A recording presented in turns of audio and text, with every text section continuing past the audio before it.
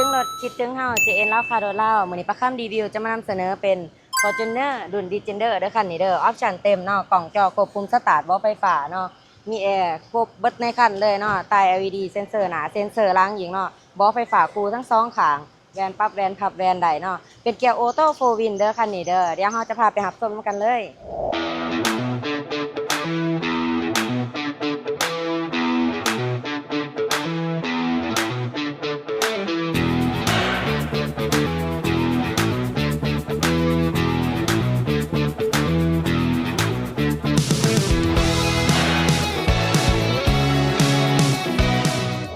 ทั้งสองเอง JN เล่าค่ะรถเล่ามีรถ Fortuner รุ่น Defender มานำเสนอเนาะงามๆเลยคันนี้ตาย LED เนาะมีกล่องหอบคันเด้อกล่อง360องศาเซ็นเซอร์หน้าเซ็นเซอร์หลังเนาะมาเบิ่งออมคันนำกันเลยจบๆงามเลยกระดิกกระแจยางสกอร์มีให้ครบเนาะแม็กเดิมๆน้ำมันเลยเนาะงามแห้งคันนี้บ่มีให้ตีเลยราคาคันนี้แม่น1,690,000 บาทเนาะจ่ายสดจ่ายผ่อนเป็นเดือนเป็นปีได้มาโอมาลมกันเด้อโทรก่อนทุกครั้ง973 3โต679เมื่อทานมาทางออนไลน์เฮาจะมีโปรโมชั่นสุดพิเศษให้เนาะของแจกของแถมหลายอย่างเด้อทุกท่านเด้อหรือว่าติดต่อมา2ทางเพจของเฮา JN ราคารถเล่าก็ได้เด้อเดี๋ยวเฮาไปเบิ่งข้างในนำกันเลยจะมีปุ่มสมาร์ทคีย์นำเนาะอยู่ประตูเนาะ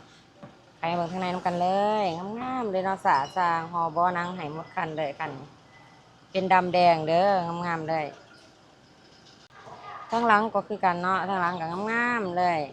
ห่อบ่อหนังสีดำแดงเนาะแดงส่ำโคตรเท่โคตรงามสะอาดสะอาง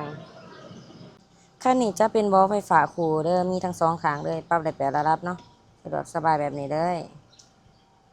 พวงมาลัยเป็นพวงมาลัยมัลติฟังก์ชันเนาะระบบคอนโทรลมีเทิงนี่เลยหน้าปัดก็งามๆเลยเนาะเป็นกล่อง360องศาเด้อกล่องหอบคันเลยคันนี้แจ้งๆแบบนี้เลยระบบแอร์เป็นระบบออโต้เนาะมาเย็นแห้งเย็นคอยหรือว่าจะกดปุ่มออโต้มันก็จะปรับให้เฮาแบบอัตโนมัติเนาะพัดลมเมามาแห้งเฮาก็ปิดไว้ห่วยได้เป็นเกียร์ออโต้เนาะคันนี้เกียร์ออโต้มีโฟวินให้น้ำพร้อมเด้อตอนเปิดคลิปเฮาบ่ได้แจ้งเนาะจะมีโฟวินให้น้ำพร้อมเด้อตัวนี้สะดวกสบายเนาะใส่เวียกใส่งานตาบลอกตาบโดงามๆเลยเป็นลำโพงคู่ให้ทั้งสองข้างแล้วก็สามารถปรับแวนพับแวนได้แบบนี้เลยเนาะให้ความสะดวกสบายเลยตาฟืนตาไฟจบๆงามๆเลยเนาะมาเบิ่งหลานหลังเนาะหลานหลังงามๆเลยมีตาไฟให้แบบนี้เท่ๆเลยเนาะ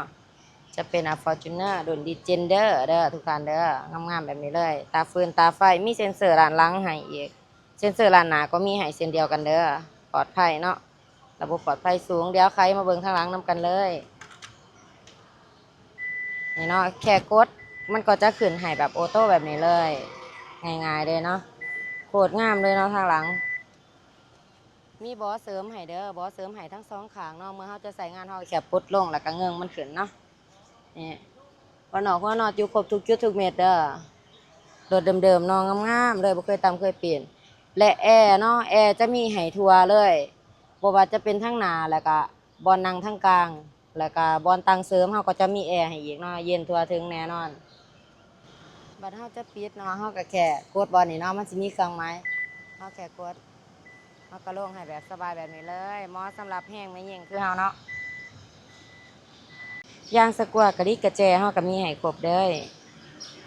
เดี๋ยวเฮามาเบิ่งของจักรของเครื่องฟังเสียงจักรนำกันเลยใหม่ๆเนาะงามๆเลยเนาะจักร DA เย็นสองรางเนี่ยเด้อคันนี้เด้อเสียงเงียบๆเนาะหัวหนอดอยู่ครบทุกจุดทุกเม็ดเด้อรถเดิมๆรับประกันให้โดด1,000%ได้ไปบ่ให้ผิดหวังโลโก้โตโยต้าเนาะยังอยู่ครบเด้อฟ้ากระป๋อกระโปรงเดิมทุกอย่างเลยจักร DA เย็นบ่เป็นไอเป็นควันเด้อคันนี้เด้อบ่เป็นไอเป็นควันเนาะหมอพื้นหมอไฟยังจบๆใหม่ๆเครื่องจักรยังงามๆเลยฝากไว้ตื่มแล้วทุกท่านเด้อกับ Fortuner รุ่น Defender เนาะคันนี้งามๆเลยเนาะเกียร์ออโต้โฟร์วินเด้อคันนี้เด้อออปชั่นเต็มกล่องจอควบคุมสตาร์ทบ่ไฟฟ้าฟูทั้งสองข้างอีกเนาะกล่อง360องศามีเซ็นเซอร์หน้าเซ็นเซอร์หลังเนาะใต้ LED คันนี้ราคาคันนี้แม่น1,690,000 บาทเนาะจ่ายสดจ่ายผ่อนเป็นเดือนเป็นปีได้เนาะโทรก่อนทุกครั้ง973 3โต679หรือต้องการเอารถมาแลกมาเปลี่ยนมาเทิร์นกันก็ได้เนาะโทรก่อนทุกครั้งเด้อทุกท่านเด้อหรือติดต่อมาที่2ทางแฟนเพจของเรา JN แล้วค่ะโดยเราเนาะทานจะได้รับโปรโมชั่นของแจกของแถมหลายอย่างแน่นอนเมื่อทานติดต่อมา2ทางออนไลน์ของเราขอขอบใจทุกท่านที่รับชมเด้อ